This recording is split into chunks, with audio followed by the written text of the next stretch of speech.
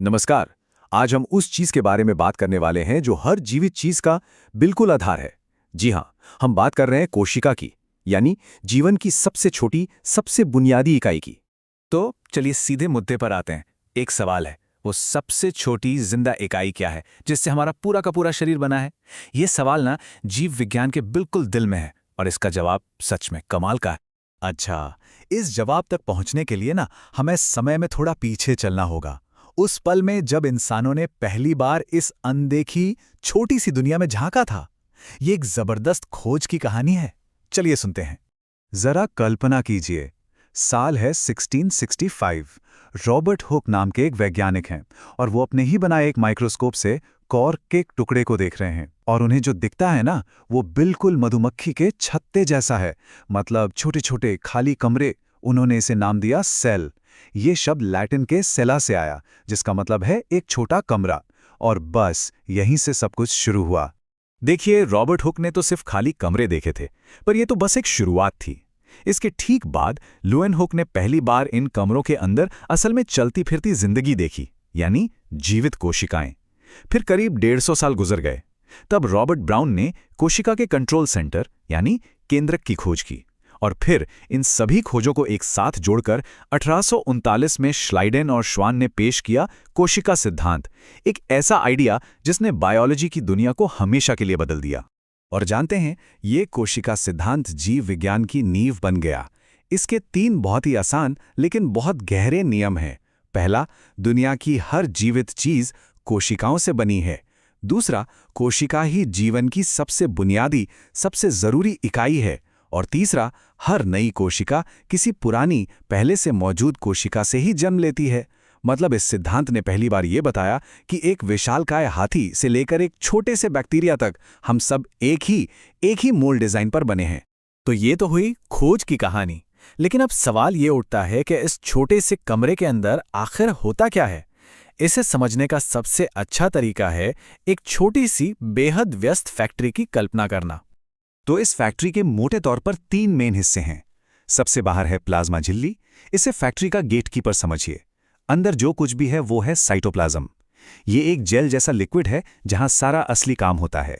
और इन सब के बीचों बीच है न्यूक्लियस यानी केंद्रक, जो पूरी फैक्ट्री का कंट्रोल रूम है। चलिए अब जरा उस गेटकीपर पर ध्यान देते हैं, यानी प्लाज्मा झिल्ली पर।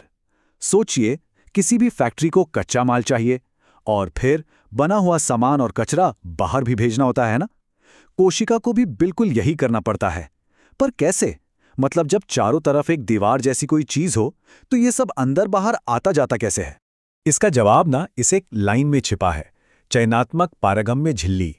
सुनने में थोड़ा भारी भरकम लगता है, पर मतलब बड़ा सीधा है। ये झिल्ली एक बेजान दीवार नहीं, बल्कि एक बहुत ही स्मार्ट गेटकीपर है। ये खुद तय करती है कि कौन सी चीजें अंदर आ सकती हैं और कौन सी बाहर जाएंगी। मतलब हर किसी को आने जाने की इजाजत नहीं है।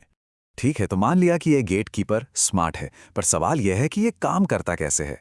कोशिका ये अंदर बाहर का ट्रैफिक, मतलब ये आवाजाही मैनेज कैसे करती है? इसके लिए प्रकृति ने 2 बहुत ही सरल लेकिन जबरदस्त तरीके बनाए हैं। ये 2 तरीके हैं, विसरण और परासरण। पहले विसरण को समझते हैं। इसका एक ही नियम है, चीजें हमेशा ज्यादा भीड़ वाली जगह से कम भीड़ वाली जगह की तरफ जाती हैं। बस सोचिए, एक कमरे में बहुत भीड़ है और बगल वाला कमरा खाली है। दरवाजा खुलते ही क्या होगा? लोग खाली कमरे की तरफ जाएंगे। यही है उच्च सांद्रता से निम्न सांद्रता की ओर जाना। अब परासरण, वो भी बिल्कुल यही है, लेकिन यह शब्द सिर्फ और सिर्फ पानी के लिए इस्तेमाल होता है, जब वो इस खास झिल्ली के आर पार जाता है। विसरण का सबसे अच्छा उदाहरण हमारी हर एक सांस में है। जब हम सांस अंदर लेते हैं तो कोशिकाओं के बाहर ऑक्सीजन की भीड़ ज्यादा होती है, तो वो अपने आप अंदर चली जाती है। और ठीक उसी वक्त कोशिका के अंदर कार्बन डाइऑक्साइड की भीड़ ज्यादा होती है, तो वो बाहर निकल जाती है। ये एक ऑटोमेटिक अदला बदली है जो हमें हर पल जिंदा रखती है। अब परासरण यानी पानी का आना जाना थोड़ा और मजेदार है, क्योंकि ये कोशिका का आकार बदल सकता है। यहां पे ना 3 बातें हो सकती हैं।